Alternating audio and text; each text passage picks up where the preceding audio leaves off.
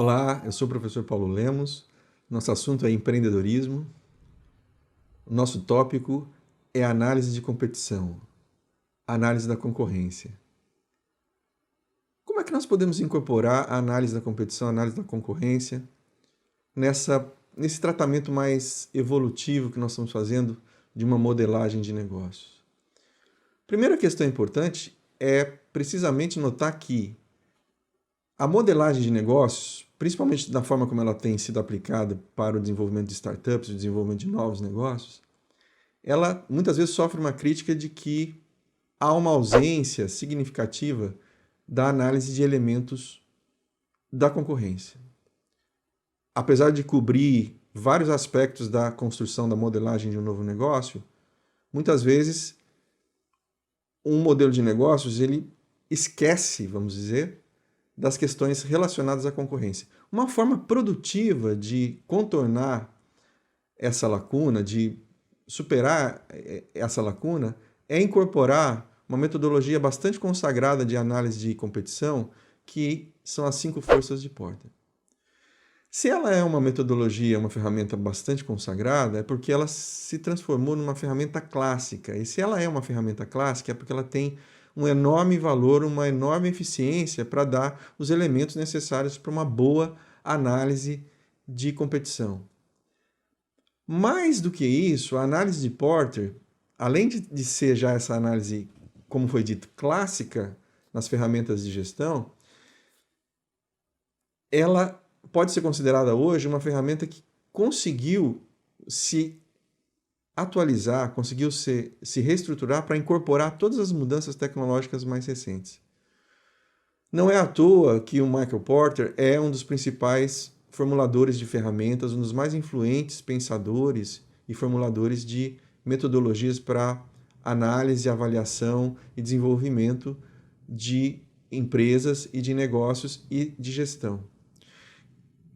A partir de 2014, ele formulou uma série de mudanças para incorporar essas questões tecnológicas mais recentes que estão muito identificadas com a questão da chamada transformação digital. Então, ele conseguiu incorporar, basicamente, características relacionadas à conectividade e inteligência dos produtos e serviços. Ao fazer essa reformulação, ele consegue uma coisa mais importante ainda, ele consegue atualizar, mas ao mesmo tempo dizer que a ferramenta se mantém extremamente poderosa para permanecer sendo utilizada para análise de competição. Então, como é que nós podemos ver essas mudanças que o Porter incorporou na sua análise mais clássica, conforme nós chamamos? As 5 forças de Porter, elas definem a competição nos setores. Esse já é um primeiro ponto importante. Ela já vai trabalhar uma ideia mais ampla de concorrência, de competição, num contexto mais amplo, num contexto de uma estrutura de indústria, numa estrutura de setores.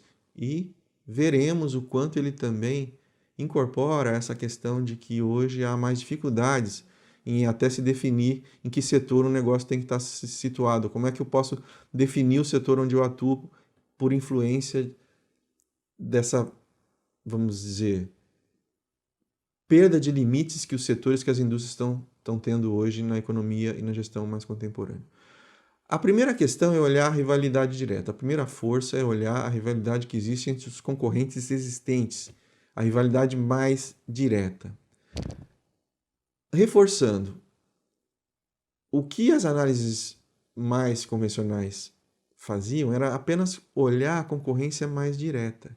A análise de Porter já dá um primeiro salto ao dizer que, além dessa rivalidade mais direta, existem outros drives que vão influenciar numa boa visão, numa boa consideração de como é que eu vou considerar os meus concorrentes, os meus competidores para estruturar o meu negócio.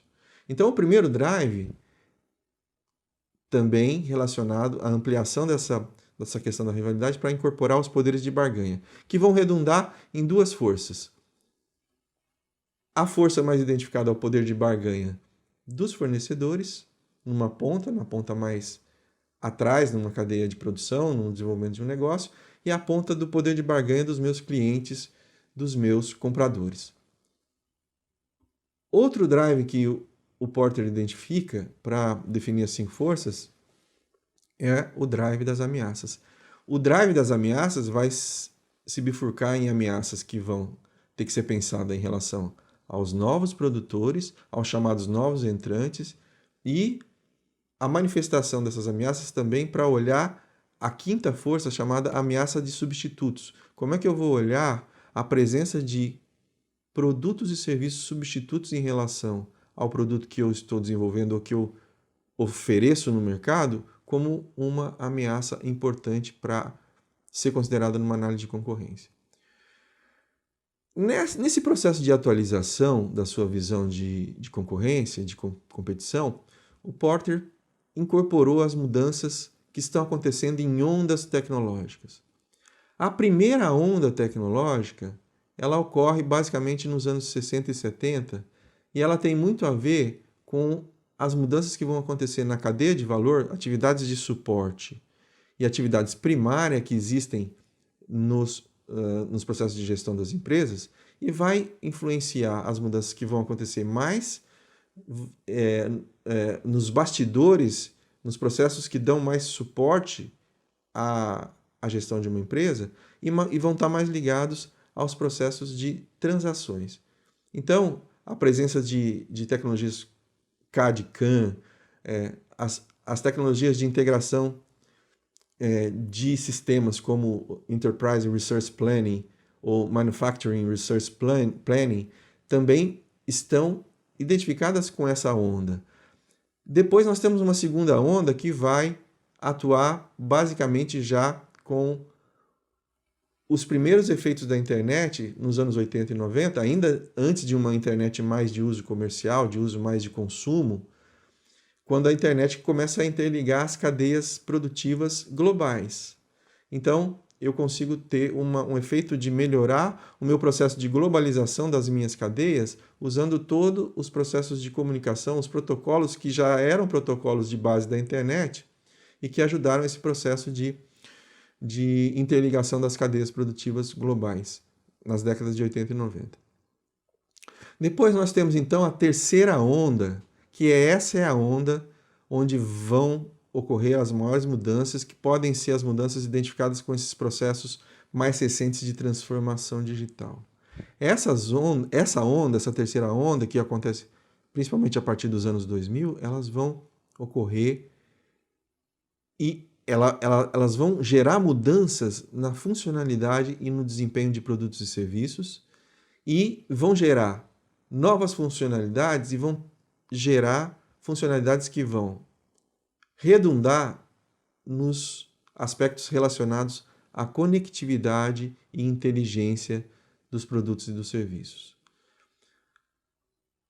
Por que essa terceira onda ela é uma terceira onda que diferencia das demais? Porque exatamente os aspectos de tecnologias de conectividade e inteligência elas vão estar embarcadas nos produtos e nos serviços finais. Esta é uma mudança muito forte. Por quê? Porque antes, nas ondas anteriores, praticamente as transações e os processos de gestão estavam sendo impactados pelas tecnologias. Agora, os produtos e serviços finais estão sofrendo as mudanças mais significativas, todas elas decorrentes desses aspectos de conectividade e de inteligência.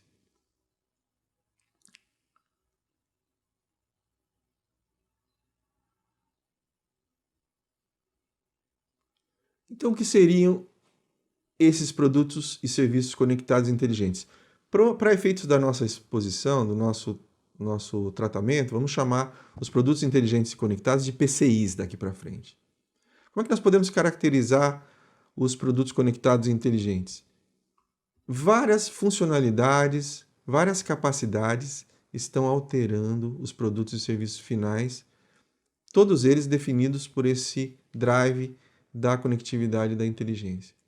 Então, o primeiro aspecto, como é que está a configuração de componentes, sistema e de dados desses produtos conectados e inteligentes?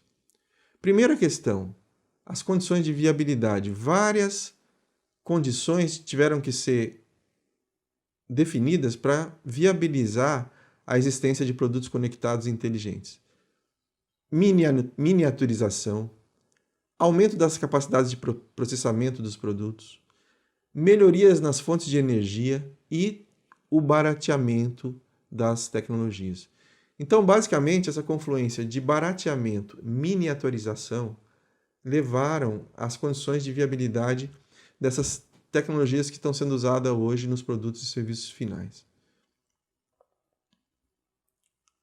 Os componentes físicos, os componentes mais convencionais, mecânicos e elétricos, eles vão se combinar cada vez mais com os componentes eletrônicos e com os componentes de caráter digital para configurar esses PCIs, né? Os componentes de inteligência vão ser basicamente todo esse conjunto de sensores, microprocessadores, todo o processo de armazenamento de dados e os softwares que vão ser os elementos importantes para controlar e para gerar as maiores mudanças que estão acontecendo nesses produtos. É possível nós dizermos que hoje, seguramente, a indústria de software é a candidata a ser a indústria mais influente na economia contemporânea, seja pelos impactos que ela está trazendo para o desenvolvimento de produtos finais, seja para o impacto que ela está trazendo para o desenvolvimento das transformações que estão acontecendo nos processos e no desenvolvimento das indústrias, em processos chamados de indústria 4.0 e questões relacionadas. Os componentes de conectividade são exatamente os componentes que vão dar as facilidades de comunicação, de interoperabilidade dos produtos e serviços. Vão ser todas as tecnologias que vão ser relacionadas a portas, interfaces, antenas, né? Os próprios protocolos que vão definir os modelos de comunicação para redundar, em última análise, na questão de toda a força que tem os processos de processamento em nuvem, né? Da computação em nuvem. Importante relembrarmos que a computação em nuvem, além de trazer mudanças significativas na parte de armazenamento, mais importante é que ela está trazendo mudanças no processo de processamento em nuvem, da necessidade que as empresas estão sendo supridas por essa maior capacidade, cada vez maior capacidade que a computação em nuvem tem de processar os produtos e serviços e processar todo o processo de suporte ao desenvolvimento das atividades industriais e das atividades mais internas das empresas, né? Então, essas mudanças nos componentes de conectividade complementam os processos de mudança nas tecnologias de inteligência, né? E um ponto de contato com toda a evolução mais organizacional, mais de modelos organizacionais, é importante nós notarmos que todas as mudanças de conectividade e inteligência, elas vão ser um ponto de contato importante com o que está acontecendo com esse novo formato de organização, que são as plataformas, principalmente as plataformas digitais. Todas as mudanças tecnológicas que estão acontecendo para gerar possibilidades de utilizar plataformas como uma nova forma de organização, de orquestração de negócios, está intimamente relacionada com a evolução de todas essas funcionalidades de conectividade e inteligência dos produtos e dos serviços.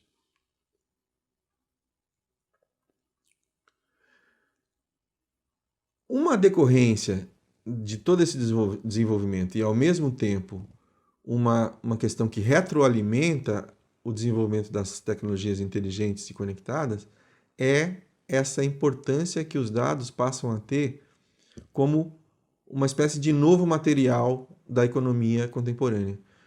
Os dados hoje, que são gerados pelos produtos e serviços conectados e inteligentes, eles compõem uma verdadeira mina de riqueza para o tratamento de informações qualificadas para o desenvolvimento das empresas. Cada vez mais, os produtos inteligentes e conectados são fontes de geração de dados que são trabalhados de maneira profundamente analítica pelas empresas para gerar massas de dados e massas de informações inteligentes para suprir, para alimentar os processos de decisão e de gestão. Então, os dados estão intimamente ligados e a riqueza desses dados e o potencial de tratamento inteligente desses dados está intimamente relacionado a essa maior funcionalidade de inteligência e de conectividade dos produtos e serviços. Como é que nós podemos continuar essa caracterização dos PCIs, olhando agora, mais especificamente, depois de ter olhado as funcionalidades, olhar mais como é que nós podemos entender esse framework de mudanças que está acontecendo como um processo de olhar as mudanças que estão acontecendo nas capacidades que estão relacionadas aos produtos conectados e inteligentes. Uma primeira mudança significativa dessa capacidade dos produtos inteligentes e conectados está ligado com a questão dos processos de monitoramento das tecnologias, dos processos de monitoramento dos produtos e serviços. Onde é que estão as principais mudanças? Podemos olhar as mudanças que vão monitorar, criar todas as condições que vão melhorar os processos de monitoramento das condições dos produtos, tecnologias que vão avaliar como que os produtos operam, como que eles estão sendo usados, que vão monitorar o ambiente, o contexto externo, né? Se nós olharmos, por exemplo, uma fazenda moderna, que tem um conjunto de máquinas e serviços, todos conectados e inteligentes, o monitoramento do ambiente externo, o ambiente, principalmente o ambiente climático, o ambiente atmosférico, ele é um aspecto fundamental da gestão dessa fazenda moderna. Então, monitoramento, ele é um aspecto importante dessas mudanças na capacidade das empresas, terem produtos inteligentes e conectados como elementos importantes da sua produção e do seu processo de construção de propostas de valor diferenciadas no mercado. Uma outra capacidade importante de olhar essas mudanças dos produtos e serviços é a capacidade de controle. Então, não só monitorar, mas também gerar todo o movimento de softwares de controle que vão ajudar, por exemplo, a controlar as funções, a operação, como que os produtos e serviços são utilizados, né? Inclusive com efeitos para o próprio processo de geração de dados, de personificação do uso de produtos e serviços. Todo esse aspecto de controle, agregando ao processo de monitoramento, são fundamentais para entender essas novas capacidades dos produtos e serviços, né? Junto com isso, nesse processo evolutivo, é importante pensar que essas mudanças nas capacidades, elas são mudanças que geram um contínuo, né? Começa com o processo de monitoramento, depois eu passo para o processo de controle e eu vou gerar os processos de otimização, né? Otimização é o momento onde você vai ter, de fato, as possibilidades de usar mais intensamente toda a inteligência de algoritmos para se valer desses inputs que vieram do monitoramento e do controle. Então, eu vou melhorar a própria capacidade de que os meus produtos e serviços possam ter funcionalidades e capacidades para melhorar o processo de manutenção preditiva, né? O processo de diagnóstico do funcionamento desses produtos e serviços está intimamente ligado com o processo de otimização. E qual é o fechamento dessa evolução das mudanças nas capacidades dos produtos? É o processo de autonomização, né? Uma maneira interessante de entender o quão maduro é a evolução tecnológica de um produto, de um serviço, é exatamente ver o quão autônomo é esse produto e esse serviço, né? Então, a autonomização, os processos de autonomização dos produtos e serviços, ele culmina com todas as outras mudanças nas capacidades que nós vimos, né? E ele vai fazer o uso de todos os dados e toda a inteligência que foi realizada nos processos de otimização é, todos os controles que foram feitos e todos os monitoramentos que foram feitos. Então, usando essa capacidade de articular todas essas mudanças que vêm anteriormente, você aumenta a capacidade de que os produtos e serviços sejam cada vez mais autônomos, né?